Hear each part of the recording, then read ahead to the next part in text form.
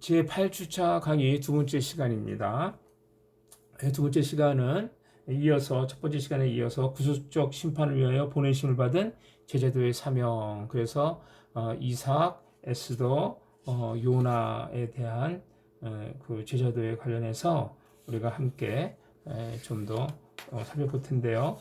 먼저 이 제자의 부르심과 보내심의 목적은 대위임령에 기초한 복음 전파에 있다라고 말할 수 있겠습니다. 하나님의 구원과 복음의 전파자로 제자들을 부르셨고, 부르심을 받은 제자들은 무리에서 선교적 교회의 공동체를 형성해 나간 것이죠. 선교적 교회의 정체성은 십자가 구속의 공동체 형성에 있는 것입니다. 이는 교회의 존재 목적이자 사명을 부여하는 본질적 그런 가치입니다. 그래서 십자가 구속의 공동체는 주님의 어떤 한 몸 형성, 성령의 전으로서의 어떤 역사, 선교적 공동체의 종말적 복음 선포로 이어지는 것입니다. 그래서 나아가서 열방의 빛으로 보냄받은 제자의 사명이 있는 것입니다. 그래서 먼저 우리가 살펴볼 것은 희생으로 이룬 이웃사랑과 구원으로 이삭, 요나, 에스더를 살펴보도록 하겠습니다. 첫 번째, 이 타민족을 향한 이웃사랑을 실천한 이삭의 선교적 제자도 우리가 함께 나눠보겠습니다. 이삭은 흉년을 피해 그랄 지역에 거주할 때 블레셋 민족과 갈등을 보이죠. 그래서 하나님의 도를 따르는 이삭은 그 땅에서 하나님의 도우심으로 100배의 결실을 가져오고 아주 그 땅에서 큰 거부가 됩니다. 이때 이삭이 받은 축복을 시기하여 블레셋 목자들이 그의 우물을 막아버리죠. 이는 이민자에게 대한 어떤 부당한 대우, 인종차별과 같은 것입니다. 블레셋 목자들은 자신들의 기득권과 사회적 입지로 이삭을 떠나도록 영향력을 행사하였고, 또 이삭은 계속해서 다른 곳으로 옮겨가면서 계속된 그 다툼 속에서 양보와 희생을 선택을 합니다. 그의 희생은 이웃에게 열린 복음의 접촉점이 되었다라고 이렇게 우리가 볼 수 있겠습니다. 블레셋 목자들에게 보여준 그의 양보와 희생은 다툼과 갈등이 아닌 화평케 하는 제자의 도이다라고 우리가 이렇게 이해할 수 있겠습니다. 예수님께서 말씀하신 마태복음 5장 9절이죠. 화평케 하는 자. 그래서 이삭이 그런 예로 구약의 샘플로 나타나고 있는 것입니다. 세상의 불의 앞에서 세상 죄를 지고 가는 어린 양과 같다라고 이렇게 표현할 수 있겠습니다.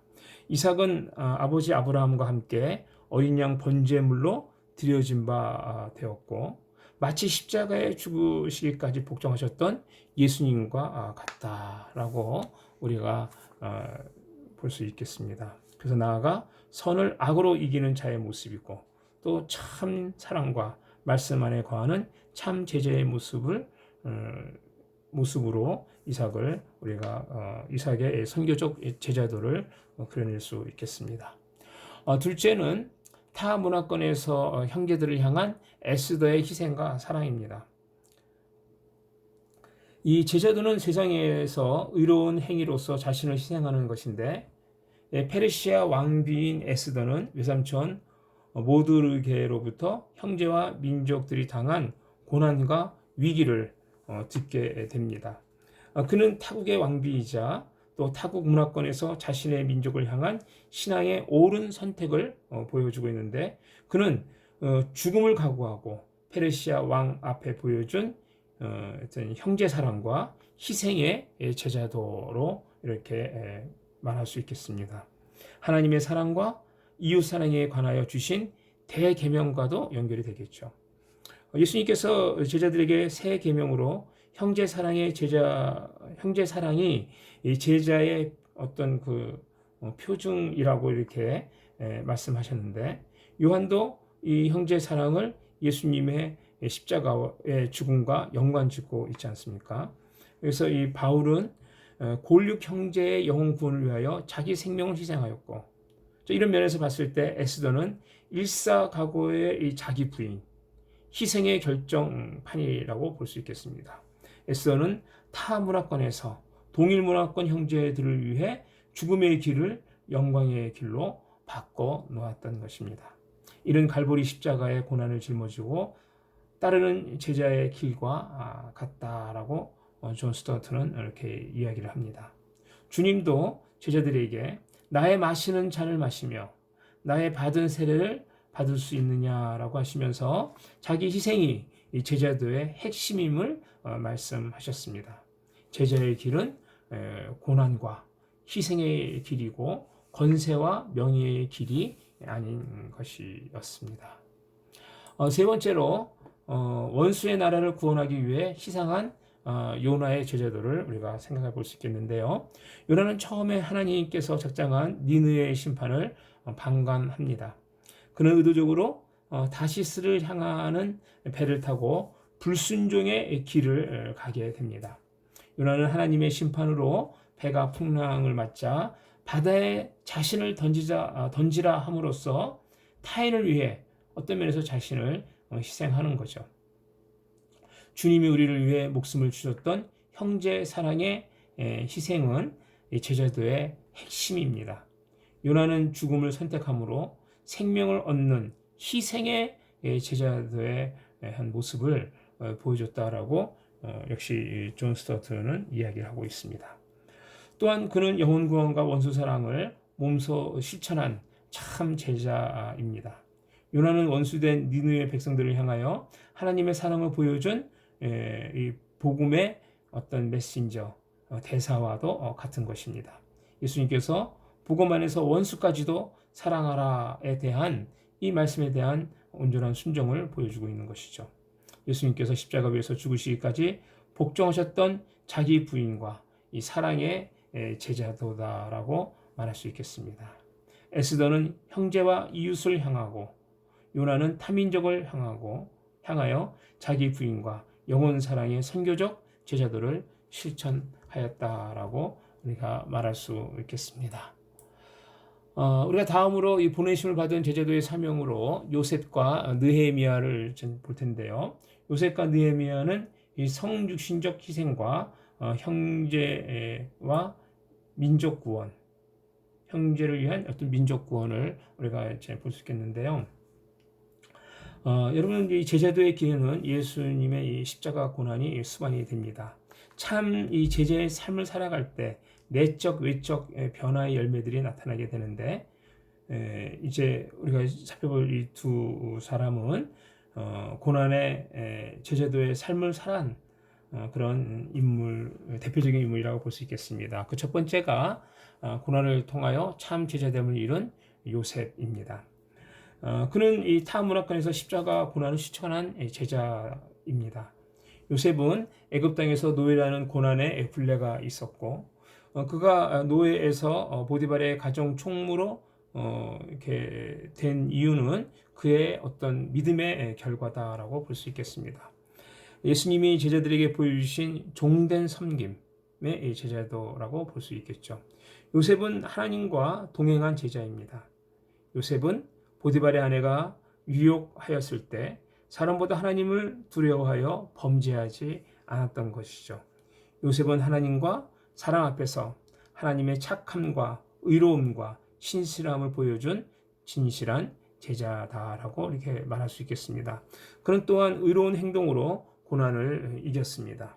요셉은 보디발의 아내로부터 참소를 받아 감옥에 갇히게 되는데, 그곳에 갇힌 왕의 술 관원과 떡 관원의 꿈 이야기를 듣고 그들을 기꺼이 도와줍니다.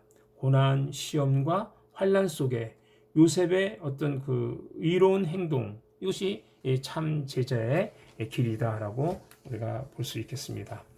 요셉은 만민들을 위한 구원의 통로로 이렇게 의미 지어질 수 있는데, 애굽의 총리가 된 요셉은 세상의 권력, 재물, 명예로 세속화에 이렇게 빠지지 않았습니다.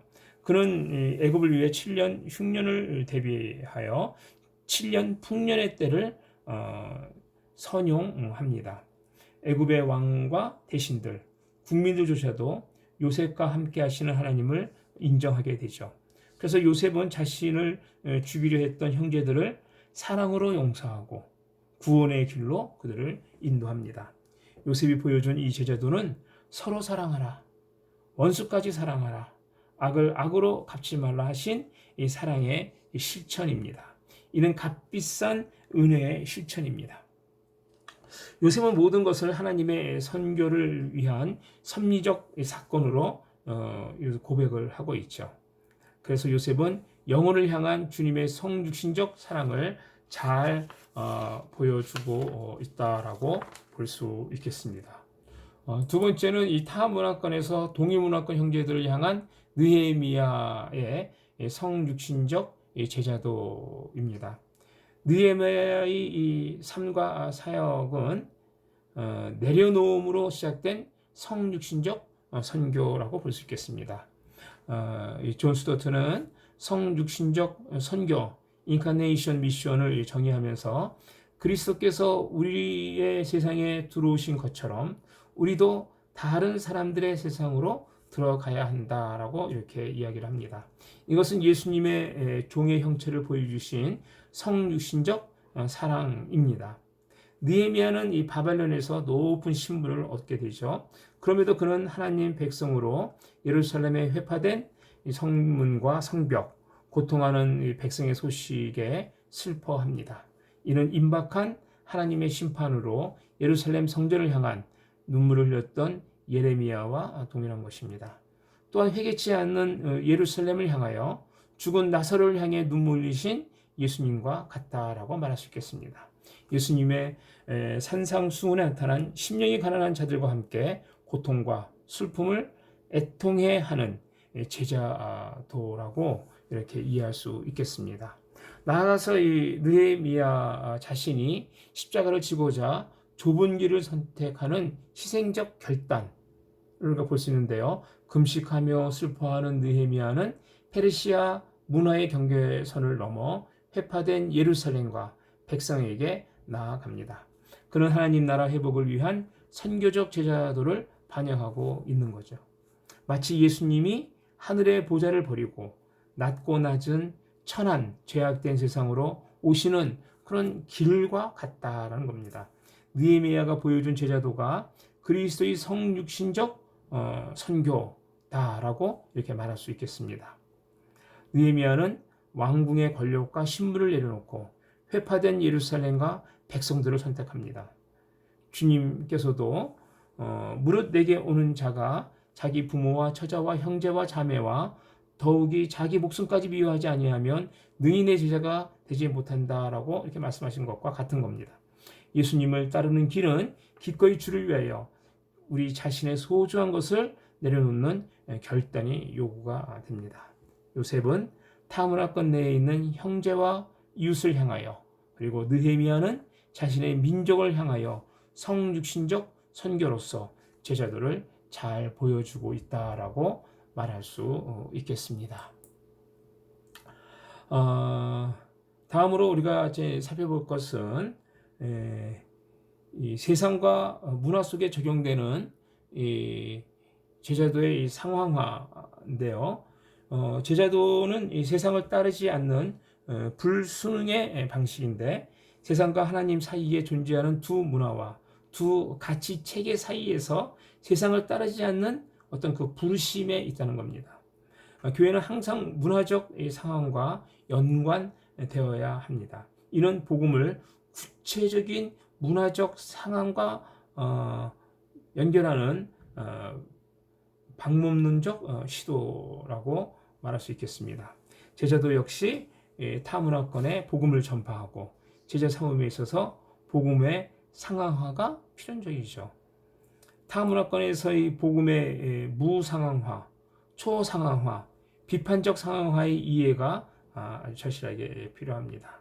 이런 면에서 먼저 우리는 여호수아와 다니엘을 살펴볼 때 복음의 비평적 상황화와 문화 변혁적인 어떤 그런 측면에서 이 두 사람을 살펴보도록 하겠습니다. 어, 먼저 이 타문화권에서 대가 지불 요구하는 여호수아의 제자도입니다.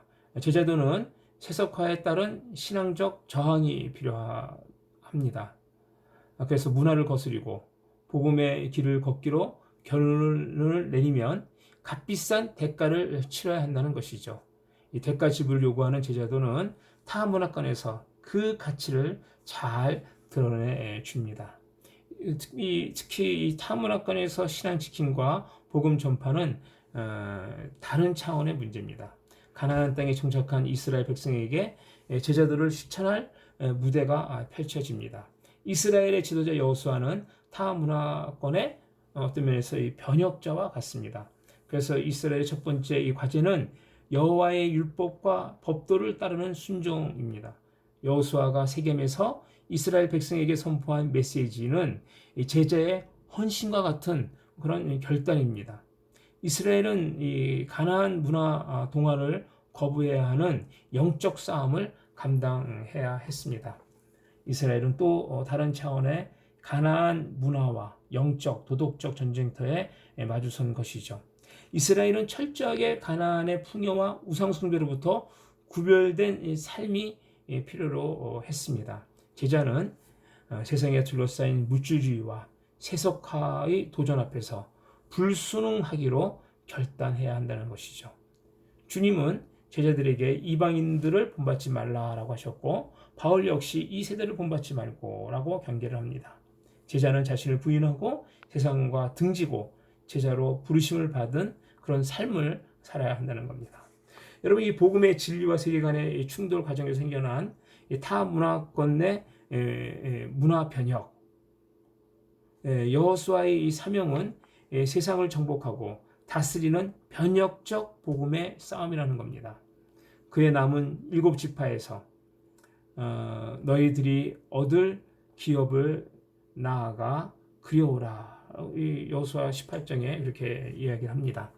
이 가나안 정복 전쟁은 기업 분배를 위한 위함이 아니었고 이스라엘과 가나안 땅 우상 숭배의 문화를 변혁시키는 여호와의 전쟁이라고 말할 수 있겠습니다. 기독교의 대응 문화를 위한 변혁은 제자도의 핵심 영역입니다. 세속화된 이 가나안 땅을 이스라엘이 하나님의 통치와 예배의 땅으로 변화시키는 문화적 사명인 것이죠. 이는 창조 때 하나님께서 아담에게 주셨던 문화 명령의 연장선에 있는 것입니다. 이는 예수님께 제자들에게 주신 대위임령과 그 지편이 연결이 됩니다. 제자들에게 하신 모든 족속으로 온 천하에 다니며 라고 하신 이 선교 영역과 성령의 역사로 나타나는 구원과 치유와 회복, 또 세상으로 보내노라고 하신 선교 사역과 그 맥락이 이어진다, 일치한다라고 말할 수 있겠습니다. 두 번째로 복음의 비판적 상황화에 따른 다니엘의 제자도인데, 세속화된 이 세상 속에서 그리스도인들은 제자의 용기와 신념을 필요로 합니다. 타문화권에서 제자의 정체성은 제자의 정체성을 다니엘은 잘 보여주고 있다라고 말할 수 있겠죠. 이방 문화에서 그가 보여준 거룩한 백성의 정체성입니다. 다니엘은 바벨론 포로의 신분으로 바벨론화의 유혹을 거부합니다. 그의 선택은 바벨론 문화 가치관의 동화, 정치적 출세에 대한 타협 거부죠. 다니엘은 우상 숭배와 세속화로부터 하나님의 백성의 거룩함을 지킵니다. 그는 세속화된 문화와 맞서서 불순응의 제자도의 선구자와 같다라고 존 스토트는 얘기합니다. 다니엘은 자기 희생과 자기 부인의 삶을 살았습니다. 그는 하나님의 영광을 위하여 이제부터 30일 동안에는 누구든지 왕 외에 어떤 신에게나 사람들에게 구하지 말라는 이 바벨론의 왕의 조서를 절하지 말라는 이 왕의 조서를 거부합니다. 그로 인해 그는 풀무불에 던져지고, 또 다니엘은 왕과 신하들 앞에서 그렇지만 죽음을 두려워하지 않고 하나님의 영광을 지키기 위해 자기 부인과 자기 희생을 살았던 진실한 제자의 모습을 보여주고 있습니다. 그 결과 다리오 왕은 온 땅에 있는 모든 백성과 나라들과 언어가 다른 모든 사람들에게 조서를 보내서 다니엘의 하나님 앞에서 떨며 두려워하게 되죠. 제자도는 신앙의 결단을 해야만 하는 그런 상황에서 주저함이 아니라 자기 희생과 자기 부인을 선택하는 것이다 라고 볼 수 있겠습니다. 이제 우리가 마지막으로 볼 것은 문화적 동화와 타민족 문화의 축복으로서 룻과 디아스포라, 유대의 디아스포라를 살펴보도록 하겠습니다. 제자도의 열매는 사랑이죠. 주님의 제자됨의 어떤 그 기준은 형제와 이웃 사랑의 실천입니다.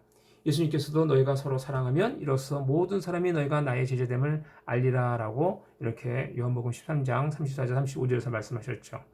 참 사랑이 기쁨과 치유 그리고 구원의 길입니다. 예수의 사랑을 보여주고 실천하는 제자로서의 삶을 산 룻을 우리가 먼저 이 시간에 살펴보도록 하겠습니다. 그래서 첫 번째 룻은 소외되고 가난한 약자에 대한 인애를 보여주는 그런 제자도다라고 말할 수 있겠습니다. 이방 여인 룻은 시어머니 나오미를 섬깁니다. 나오미는 모압 땅에서 모든 재산과 아들들을 잃은 인생 파산의 상태에 빠진 사회적 절대적 약자입니다. 예루살렘으로 돌아가려는 나오미가 며느리 룻에게 모압으로 돌아가라 할 때도 룻은 나오미를 떠나지 않죠. 이는 이방 여인 룻이 타 문화권 이스라엘 여인을 섬기는 희생적인 어떤 사랑, 헤세드입니다. 이는 소외되고 가난한 약자에 대한 하나님의 긍휼과 자비와 사랑입니다. 강도 만난 사마리아인 비유에서 예수님께서 이웃 사랑에 대한 긍휼과 인애를 강조하십니다. 제자도는 형제 사랑의 실천에 있습니다. 룻은 나오미를 따라 이방 나라 타 문화권으로 들어옵니다. 그리고 룻은 지역적 문화적 경계선을 넘어 신앙적 동화까지 이루어냅니다. 룻은 나오미의 하나님이 나의 하나님이 되고 죽을 때까지라도 따르겠다라고 이렇게 고백을 합니다. 신앙적 고백이죠. 룻은 자신의 민족과 문화와 심지어는 종교까지 포기하고 나오미를 따르는 것입니다. 룻이 보여준 이 제자도는 대가 지불이란 거죠. 룻의 이 충성과 인애는 나오미의 인생을 회복시켰고 구속적 역사에 이르게 합니다. 룻의 헌신적인 사랑과 약자에 대한 인애, 참 그리스도의 사랑과 희생을 보여준다라고 볼 수 있겠습니다. 헌신적 사랑이 죄와 상처와 아픔과 절망을 치유하는 진정한 통로라는 겁니다. 예수 그리스도의 복음이 이스라엘뿐만 아니라 이방인을 향하는 것과 동일하다라고 말할 수 있겠습니다. 둘째, 원수까지 사랑하는 유대 디아스포라의 선교적 제자도를 짧게 살펴보도록 하겠습니다. 바벨론 유배는 단지 이스라엘 백성을 향한 하나님의 심판이 아니었습니다. 해산의 고통을 통해 이스라엘은 진정한 하나님의 선교적 백성으로 거듭 태어나는 것입니다. 하나님의 선교를 위한 의의 도구로서 디아스포라의 어떤 미션입니다. 사명입니다. 글라서는 이스라엘의 두 가지 사명은 바벨론 지역 성읍의 평안, 샬롬과 번영을 위해 힘쓸 것, 그것과 기도할 것으로 이렇게 설명을 합니다. 이 사명은 원수까지 축복하는 사랑입니다. 또한 유대인들에게 바벨론 포로자가 아닌 거룩한 제사장으로서의 인식 전환입니다. 하나님의 선교적 백성된 이 제자는 주어진 땅에서 사명자의 삶을 살게 되고 유대인들이 회복한 정체성과 이 사명은 하나님의 구원과 회복의 메시아를 고대하게 되었던 것입니다. 그래서 나아가 디아스포라를 통해 계획하신 하나님의 이 선교 사명을 감당하게 되는 것입니다. 유대인 디아스포라의 선교적 이 가치는 다른 민족들, 헬라주의 문화권 사람들까지 선교 영역이 확대되어 나가는데 가치가 있는 거죠. 그래서 이 디아스포라는 바벨론 유배의 회복을 위한 약속된 메시아 예수님의 오심으로 완성이 되는 것입니다. 디아스포라는 우리가 현재 있는 곳에서 무엇을 해야 하는가에 대한 하나님의 뜻의 발견이죠. 그래서 흩어진 나그네이자 하늘 시민권으로 사는 어떤 그 제자의 길, 제자도입니다. 이는 원수된 바벨론 사랑은 원수까지 사랑하라 하신 예수님의 제자도를 또 보여준다라고 볼 수 있겠습니다. 또한 타 문화와 세계관을 존중하는 문화적 존중이다라고 말할 수 있겠습니다. 문화적 상황화와 이 존중은 하나님 나라 관점에서 복음의 일치, 선교의 어떤 확장 것을 잘 보여주고 있다라고 말할 수 있겠습니다. 이렇게 해서 구약에 나타난 선교적 제자도 이야기를 우리가 함께 좀 풀어봤고요.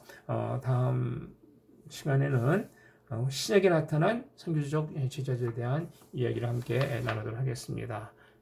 감사합니다.